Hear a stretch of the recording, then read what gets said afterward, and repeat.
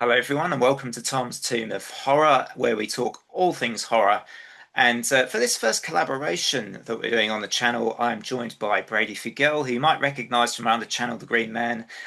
He is a musician as well as a fellow YouTuber, and we're going to be doing our choices of our top five horror sequels for this episode. So this was pretty tough because it's trying to work out what are genuinely the best films here. But actually, quite often, what happened with me was the guilty pleasures started to overtake what were probably the better films in terms of I agree. filmmaking. But it's like I the agree. guilty pleasures were just like, in some cases, not in all cases, but the guilty pleasures did sometimes, yeah, win it out for me anyway. So how you doing, Brady? I'm doing good, man. It's a cold, snowy day here in Chicago because, of course, it is, right? Yeah. Um, it's good to see you are more awake this time than the last time I saw you. That was that's good. Good to see. Yeah, the midnight, is it that bad? Probably, I Yeah, imagine, was and one of yeah, my. and I'm ready to talk about a little horror. I think this is the first YouTube thing I'm doing that isn't music related. So it's Awesome. fun. It's exciting to me. It was a nice change of pace. So It's going to yeah. be fun. It's going to be fun. So, what we're doing here is for everyone watching, three rounds. First round, we'll talk about each of our three honourable mentions that didn't quite make our top five. And then the second round, we'll be talking about our choices for the fifth, fourth, and third position. And then the final round, we'll each talk about our second and first choice, first position for the top five. So, Brady, do you want to start with your honourable mentions? Far Yeah. away. Sure. So my honorable mentions. The first one, I wasn't even sure if it counted as a sequel. It's kind of weird. It's the 2004 Dawn of the Dead remake.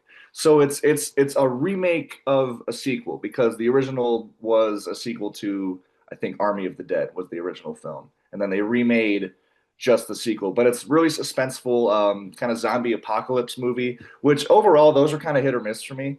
But I love the overall arc of this film. It's a great remake of the original for one.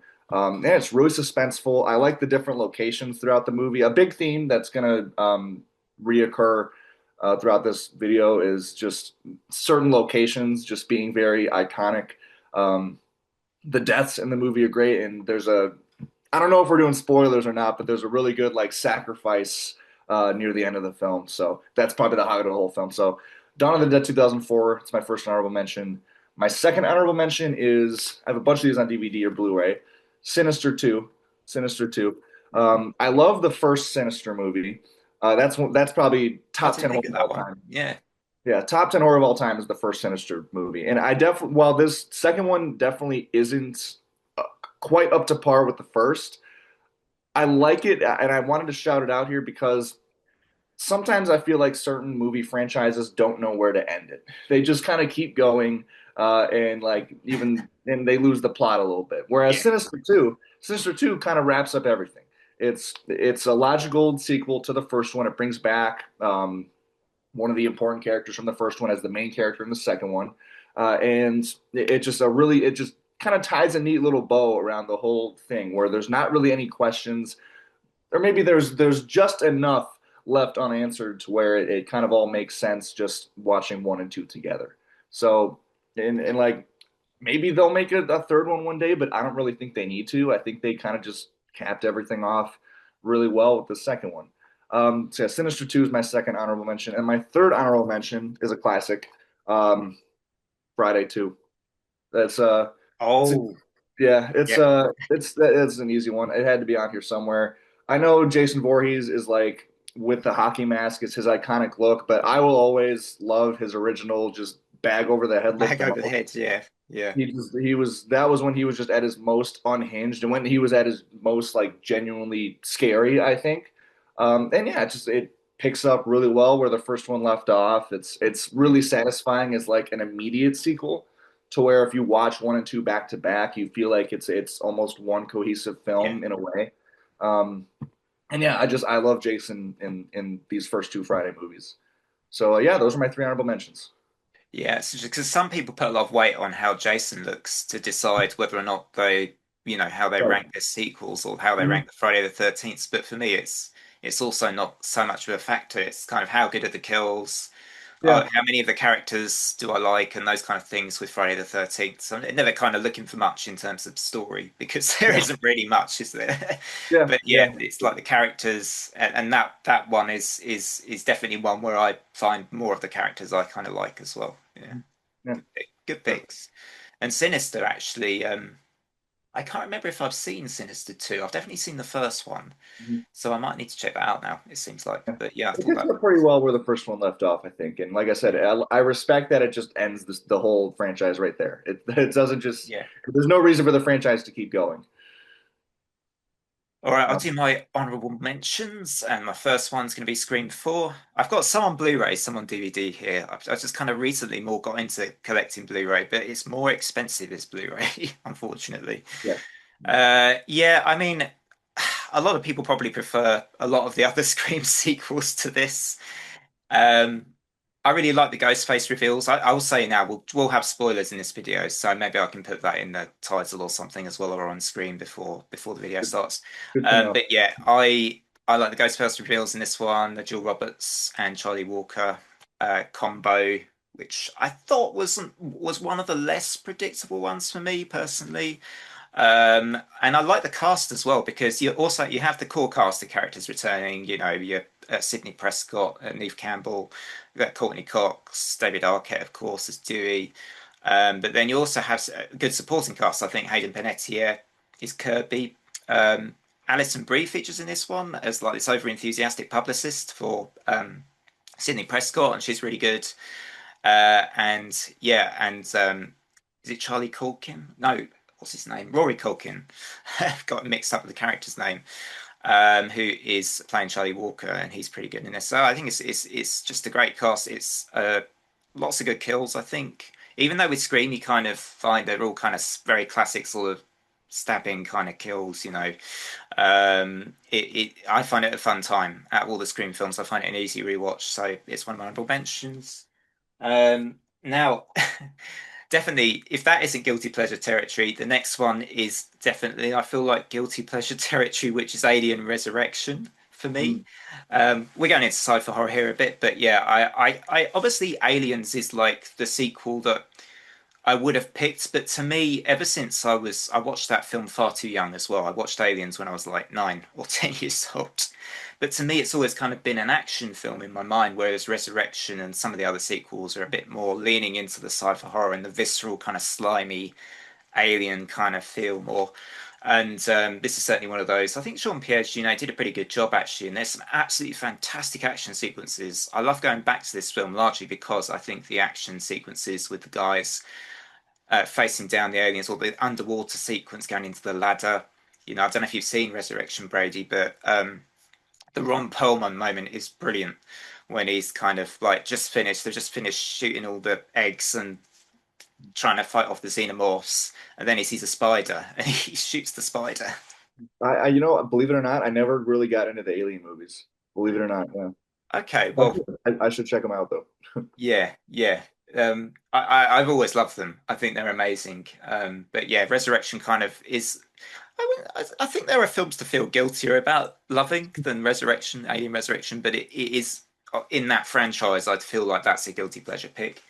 And my last choice, coincidentally, we both went for an honorable mention of Part Two, Friday the 13th, and I've got the Blu-ray collection here rather than the individual one. But yeah, same reasons as what you said. I love the character. I love the couples in this one actually. Like the Ginny and Paul, I think are a really good couple. Hmm. Um, and I always felt so sorry for the guy in the wheelchair. Yeah. Like he's quite I a remember, likable character, I remember that one, yeah. and he gets a really brutal death. And it's just before he was about to, get with Vicky as well. And I was like, oh man, that's gotta suck so Really, much. It's you're gotta really suck. rooting for him. Yeah. Yeah, yeah. Gotta suck so much. Um, Cool. So I think is that my three? Yeah, that's my three. Yeah. So move on to our five, four, and three, or your five, four, and three. All right, yeah. So for my number five, I went with Final Destination 2. For a little backstory, by the way, I going into this, I purposely only did part twos. I liked the extra challenge, and I didn't want to use multiple. Because if I didn't, I probably would use multiple films from the same franchise. So I wanted the extra challenge of only doing part twos. But regardless, the Final Destination 2, I think, is one of the best in the Final Destination series. Again, it kind of stands out because I think it's the only Final Destination film where someone actually survives. I think it is. And I like how because they could have used that and just replicated that in every future Final Destination film, but they didn't. They didn't. So as a result, it still stands out in the whole franchise. And like in the Final Destination franchise, I will admit like the films kind of blend together a little bit for me because it's such an easy franchise to just binge watch one after the Yeah, other. But yeah, I mean, it's one of the most iconic horror franchises of all time. I mean, yeah, the deaths are absolutely iconic. And again, this one in particular, it's a really creative take on the plot. The idea of okay, if you die and are resurrected, you beat death. And again, I know in the most recent Final Destination film that was at least attempted, but they failed. So yeah, that was my number five. Number four good is pick. Good pick, by the way. thank you, thank you. Yeah, Number four is a film you actually just talked about, Saw 2. Saw 2 is another, like I said, recurring theme is the locations. One thing I really like in especially horror films is when a horror film can pull off being in like one specific location the entire film. So pretty much the entirety of Saw 2 takes place in one of two places. They're either in the big house, the big maze house with all the traps, or it's in Jigsaw's cave where they're trying to interrogate him and find out where I forget his name, the officer's son is being held at. So I really like how it's a great like single location horror film. The ending, I also really like plot twists, and it's got a great yeah. plot twist at the ending when it's revealed that the son was just there the whole time, and In the a foot safe place. Yeah, yeah in the safe place, yeah exactly, and the footage of everything going in the house was in the past, and then it's revealed that I think her name's Amanda, yeah, correct? Yeah, it's revealed that Amanda is working with Jigsaw, so that was a great twist at the end. And again, kind of similar to what I said about Final Destination 2, it at the time was an original take on the Saw series before, maybe they lost the plot a little bit in future sequels because this was like the original, you know, traitor narrative where yeah, someone was revealed to be working with Jigsaw. Then they ended up doing that, it feels like a thousand times after. But yeah, this yeah. was, They just ran out of yeah. ideas, I think. Yeah, they ended up overdoing it, but this one it still hits. The twist still hits really hard, and it's especially given like nobody saw it coming because Amanda was the only person who had survived the salt trap in the past. Mm. So I think it really added to the twist that like wow, she survived after Jigsaw basically tried to kill her, and now she's working with him like that. I remember seeing it for the first time, and I totally didn't see that coming. I remember when so the first time I saw this movie. I ended up seeing one, two, and three all back to back for the first time. It would have been Oh in like wow, that's pretty intense. All yeah, it would those have three been together. it was really funny. It was almost 10 years ago. So I was a lot younger, and I was with two of my friends. It was like I spent the weekend at my buddy's house, and we just decided to put Saw on because none of us had seen it. And that twist at the end when the music starts playing and you get that series of events that leads to the big twist. Me and my friends saw that first twist. And we were like, "Holy shit!" We were like, "That was awesome!" Like we were freaking out. And then we saw part two, and it was the same thing again. The music started playing, and we got the big twist, and the same thing. We're like, "Holy shit! This is awesome!" And we saw the third one. It was kind of a letdown, but but I still remember that weekend as the first weekend I ever saw the Saw movies, and it's still one of my favorite franchises of all time. My number three is one I have on DVD, Insidious 2. Um, I love the Insidious films. That's another all-time favorite franchise for me. And Insidious 2 is so well written and it so just effortlessly intertwines with the first film. I love how have you seen the Insidious films, Tom? Yeah, I've seen all of those. Yeah, I Okay. I really don't like want to them as spoil well. Yeah, if I spoil anything for people watching, it's fine. I don't want to spoil anything for you if you haven't seen any of these, so just making sure. But so Insidious 2, I love the way that it's actually like in a way almost plays scenes from the first Insidious, and it's like when Josh was a kid, it's revealed he was talking to himself from the future. It just, I don't know, it was such a creative way to wrap up some of those unanswered questions from the first film. Um, and in a way, the film kind of still ended on a cliffhanger that hasn't been solved yet because it had that little new family come in at the end, which I don't know, I thought that was interesting.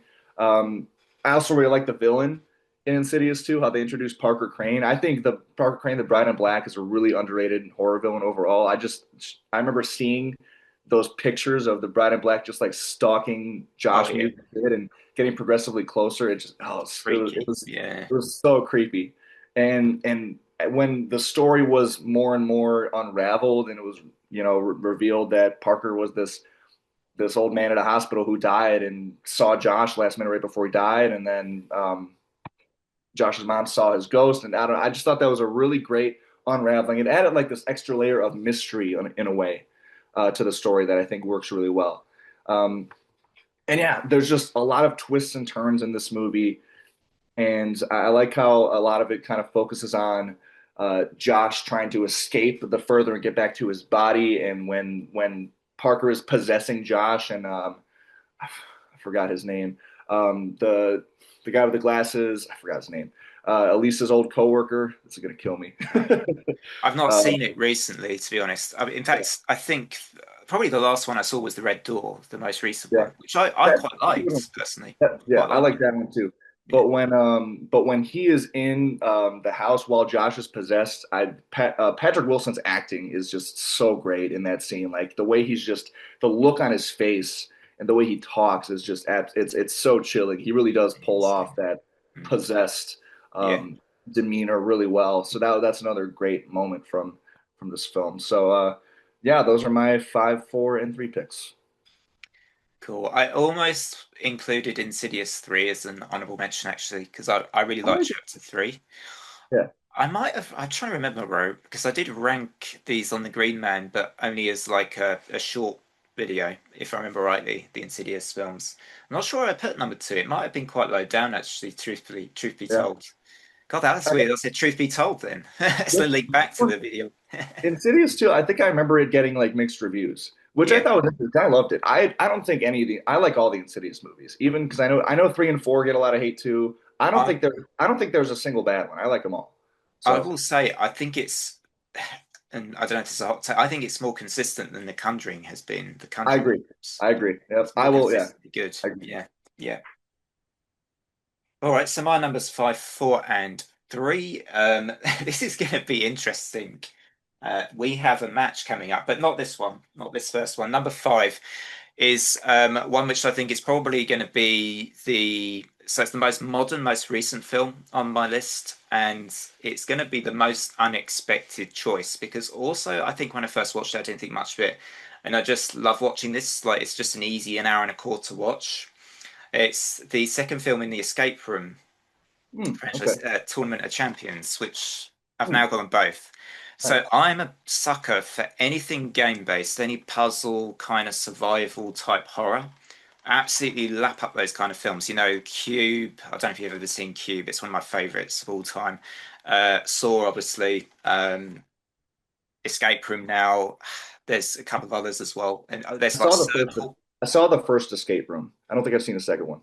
Yeah, so I actually prefer the second one now, I think. It is just like pretty much set pieces all the way through, you know, like you have with the Saw traps almost, but it's not as gory or not nearly as gory or extreme as Saw. It's like almost sort of, you know, PG kind of it's kind of Saw in a way. But I actually think that they develop Ben and Zoe, who are like the main characters really in these films, quite Mhm. well. Like the sort of little kind of romancy thing going on with them and it is just back to back edge of your seat all the way through. It's so easy to watch just to stick on, and I just like don't notice the time because you're just so involved in the sort of the rooms and what they're having to negotiate, and that you don't know what's going to happen next to someone. Because I feel like even with Saw, for instance, it's obviously quite predictable usually what's going to happen to someone. I feel like in Escape Room, it's a little bit harder to sort of predict it. I suppose it's still somewhat predictable, but I find it a little bit harder to think of what's going to happen next with this. So it's kind of more on your edge of your seat with who's going to go next and what's going to happen next. I feel like it has that, and there's a great spoiler alert again. Although I'm going to put spoilers at the start, I think anyway. But yeah, there's like a sort of I call it like an acid room kind of trap, which sounds really brutal and gory, like Saw actually. But you got the three of the characters left, and they're all having to sort of negotiate this puzzle, which is kind of in this like um, kind of outside setting. I think it's still a room, but it's an outside setting with a taxi, and if they don't sort of complete the bits of the puzzle in time, then they get showered or every I think it's every sort of in time intervals it rains acid rain, so they have to do a bit of the puzzle before it starts raining the acid rain, and and it's just an example of a scene or a sequence I think is really really good, so it just has me on the edge of my seat as I'm watching it. So yeah, that's my first choice, probably the least predictable on my choice, because I wouldn't have predicted I'd put this on a list like this a few years back. But yeah, I've grown to really love that one. My number four, Final Destination 2. So Mm. that's our one of our that's a match. So yeah, I think everything you said, and it was directed by a stuntman, wasn't it? This one, so kind of makes sense that it has that amazing opening sequence, which Mhm. I think as well is probably the best premonition sequence of the That films. one, or again, I actually really liked Final Destination Bloodlines that came out, I think 2024 it was. I love that opening sequence too. Those are my top two of the franchise, I think. Yeah, I mean that was a great sequence too. I found personally that the one in the second film was a bit more relatable, uh, having that highway accident where you're behind a log truck, and Yeah. you know Uh-huh. when if I'm driving now and I'm on like a motorway or something or whatever, Yeah. you're thinking, oh, you're behind just a lorry or something which has got something. This film is the reason everybody drives around those trucks. Yeah, Yeah, it's yeah, probably you the most sort of iconic of the I've got to opening get scene. into the next lane. Yeah, got to move away. Mhm. And this film is the reason for that. Yeah, so I think that's like for me is my personal favorite. Like you say, I mean, the most recent film was great. Actually, I could have chosen that in a way. Yeah, Um, I think yeah, like I think my three favorites are probably Final Destination 2, the original, and the most recent one. I think from this franchise. I agree with that. And Yeah. I believe that this has had criticism as well. This film, quite a lot of criticism around the acting and the characters. But I don't know. I think like all the Final Destination films, I don't. I feel they're memorable enough for me. Like you got the mother and son in particular that have always stood out in my memory. Like particularly the son's death is really brutal, isn't it? Like the glass pane falling on his head and crushing him like that. That was just like when I first saw that. That was And like, on that oh, note, on that note, I feel like Final Destination film is the franchise is a really easy franchise to forgive some maybe poor acting because like it's so focused on it's such like a they're such tense films. yeah, So even if like it's almost like you're not even thinking about the acting because you're almost thinking like, oh God, who's gonna die next? How are they gonna die? It's almost like you're analyzing possibilities of how it could happen. So I think it's a really easy franchise to forgive poor acting. So adding to your point there. yeah. I think as you could, yeah, definitely say that about some other horror franchises. I think you're absolutely right on that. It's sometimes it's the tension, Mhm. the build up. People criticize other franchises. I mean, I think of Cube, and I've seen criticism of the acting in the film Cube, which was like a bunch of at the time um, pretty young actors that were just for the first time, being filmed and all this kind of stuff, and yet on a low budget, and you can't expect necessarily award-winning performances in these films. Yeah. And sometimes if it's serviceable for me, that's enough. I'm not looking for Oscars, Oscar performances in these kind of Mhm. films. And I think sometimes people's expectations get very, very high. I quite liked, for what it's worth, I quite liked, was it Kimberly Corman? AJ Cook. I thought she AJ did a Cook, yeah. pretty good job actually, as it was. So, I thought she was fine. I thought she was good enough. I'm Yeah. a huge Criminal Minds fan. So seeing AJ Cook in that movie the first time, I was like, oh, I was like, holy shit, JJ's in here. I don't know if you watch Criminal Minds at all, but that was a I know she's in that, but yeah, I haven't really seen that. Yeah, yeah, yeah. Cool. Where does that leave me? My number three, which is Halloween 2. So I know we kind of crossed over a bit because you saw my Halloween ranking, and I think, Expected this to be on yeah, your I don't top know. five. So I don't want to kind of lean into if you might have this one on your list. So I really, yeah, I think this one's kind of got the eerie, quiet hospital setting that I really like. And I also love Loomis in this one. Oh He's yeah, just he's awesome. Like iconic. he's at the center of lots of the action. I love the sort of line he says just before the explosion where he goes, "It's time, Michael," and I think that's amazing. And also he's like he's such a good actor, Donald Pleasance, though he can pretty much do anything. But you know, when there's the when he's chasing after the sort of the Michael fake in the fake mask and what happens to him, and then you sort of see Loomis's reaction. I think like it's just great acting, like this sort of shock, and yet at the same time he's still thinking, "Is it Michael though?" And sort of just the whole like contrition on his face. Yeah, so many moments from this one. And obviously the Karen, I think it's the Karen kill is really brutal, where he's sort of throwing her head underwater Yeah, the in hot in water. Yeah. the hot tub. Yeah, and that's a really brutal one. Very memorable from that film. And yeah, so that's my five, four, and three. So time for your two and one. All right. Well, my number two is Halloween 2. There you go. Just I had a feeling. I like you didn't want to predicted. kind of Yeah, yeah, just like you predicted. As I said earlier about Saw 2, I really love when a horror film focuses on like one specific location, and the hospital is it fits like a glove. It's such a great location. It makes all of the kills simply iconic. This Halloween 2 probably has my favorite Michael Myers out of all the Halloweens. I yeah. just think he's the most cold and Mm, he looks the best. Some of his masks in future Halloween films look kind of goofy, but yeah. like he looks fucking badass in this one. Um, He's almost robotic, isn't he? The way he yeah, moves. Yeah, absolutely. yeah, Yeah, yeah. and Donald Pleasance as Loomis. Donald Pleasance is one of the goats of horror acting. Period. Like he's absolutely awesome in this film. Jamie Lee Curtis is great in this film too, and I just feel like everybody works together so well in here. The like I said, the deaths are iconic. I mean the hot water scene like you just mentioned earlier. Also when he kills the cop, it's just that classic like, oh, is he dead? Is he dead? Let's check on him. It's like it's almost like you're screaming at your TV. You're like, he's not dead. Stay away from him. Stay Yeah, away from him.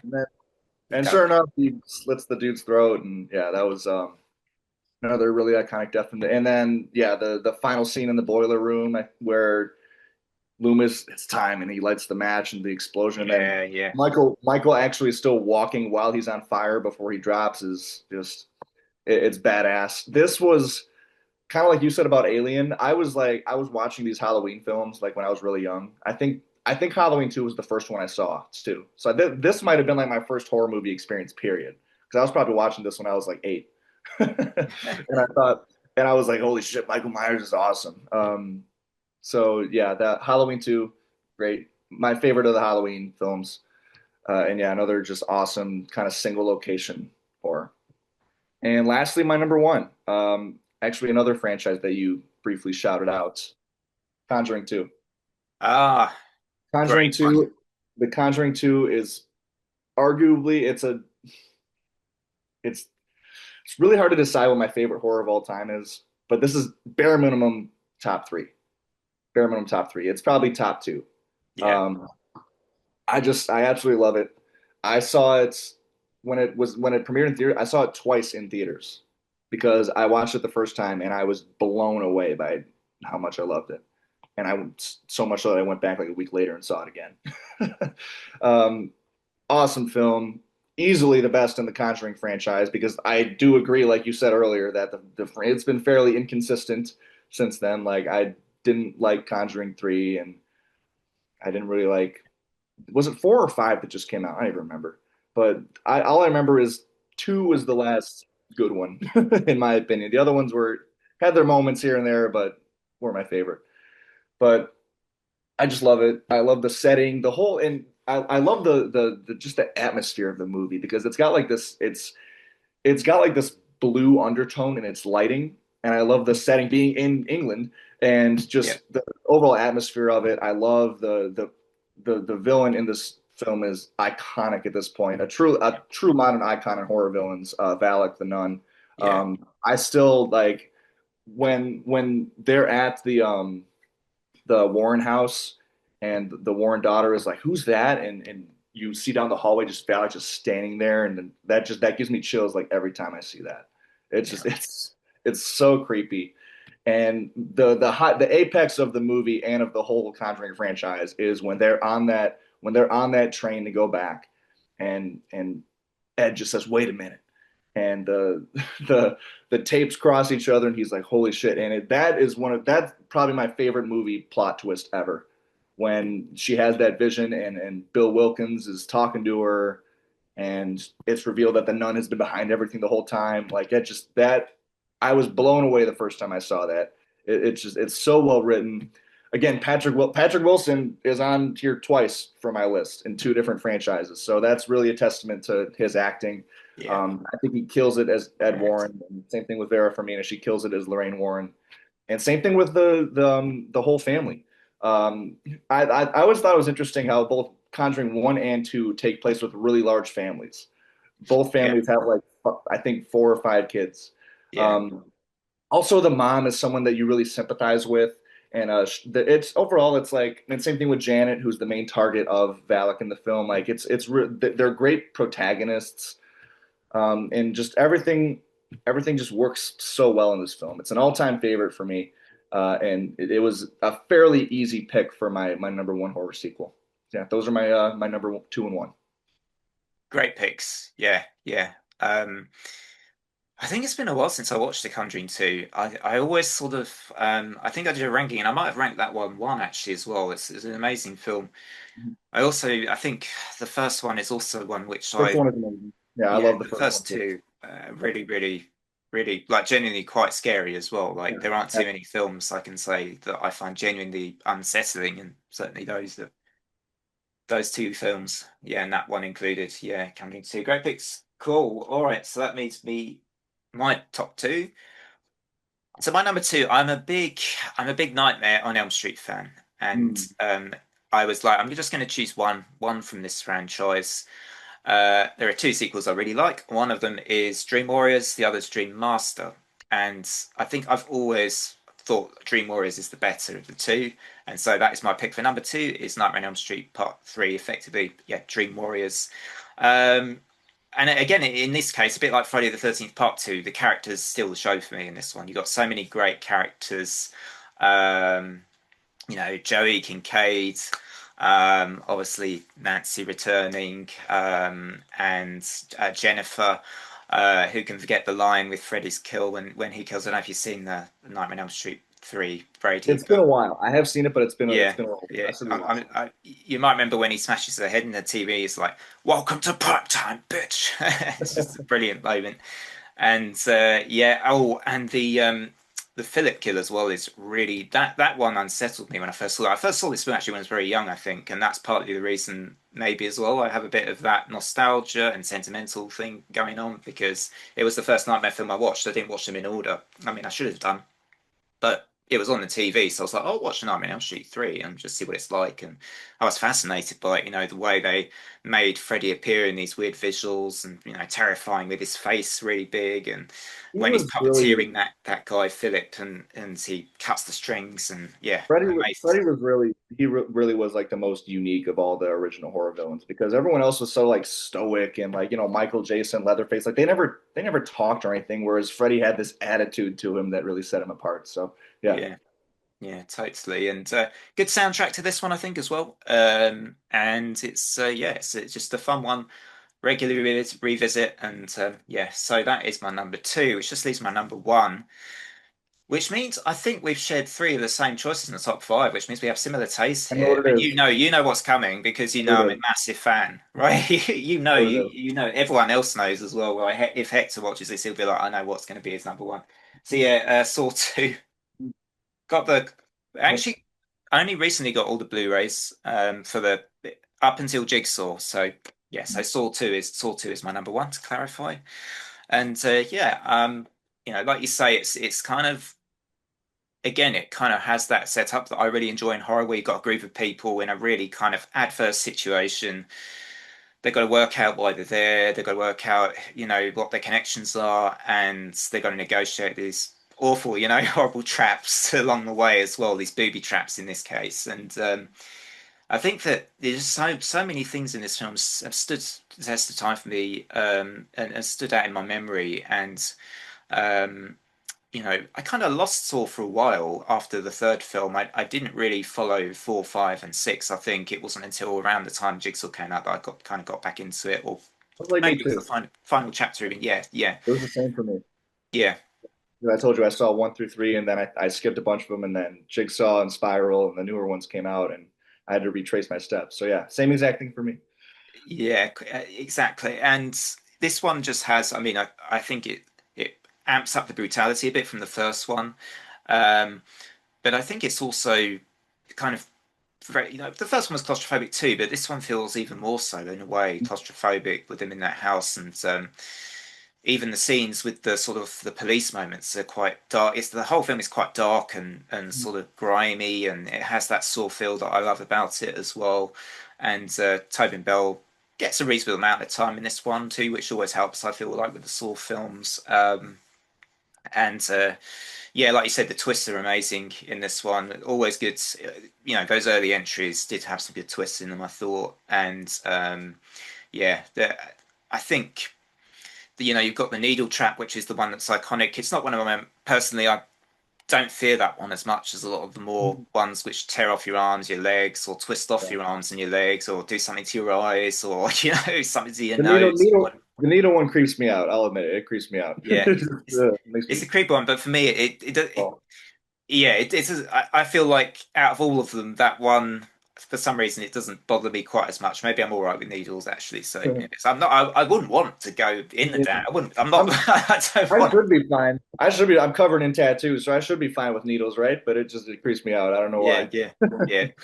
Um, and the Obi trap with the furnace, kind of, Oh yeah, I yeah, found pretty unsettling. Apparently, the guy that played Obi was also in the fire service, so a fireman, so he had personal experience. So I think he acts so well, and I kind of when I found that out, I thought that kind of makes sense. He's had real yeah. life experience of people that have suffered in fires, and reacting as they would. And he's like in the corner shivering, isn't he? Like, and that kind of always freaked me out when I first watched this. I just thought, God, the guy actually. I mean, he's not a particularly likable character, but you feel for him when he's kind of trapped in that furnace, kind of cradling himself. Like, it's just really that was just like a nasty thing.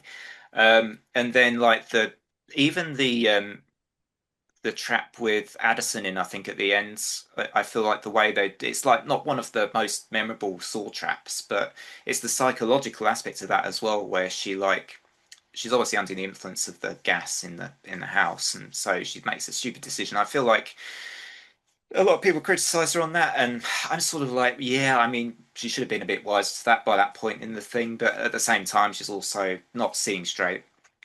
Um, and that is a really nasty one as well because you're just kind of left there with your wrists Yeah. bleeding out, and that's nasty. And So the way painful. the way they shoot that with all the frantic kind of Yeah, camera angle yeah. changes, The just rapid, yeah. yeah, like that really got to me as well. So I feel like this one psychologically has stayed in my mind more than all the like the sort of really brutal kind of all the decapitations, the Right. Yeah.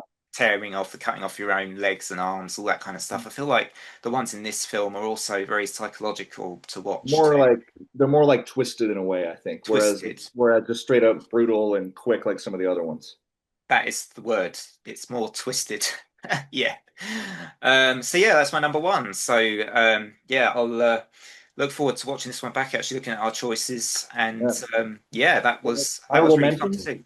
With the honorable mentions, we had four picks in common. That's like, Yeah. which is it's half of the list, which is pretty crazy. It's just that's Which is how good great some of because these films are, though.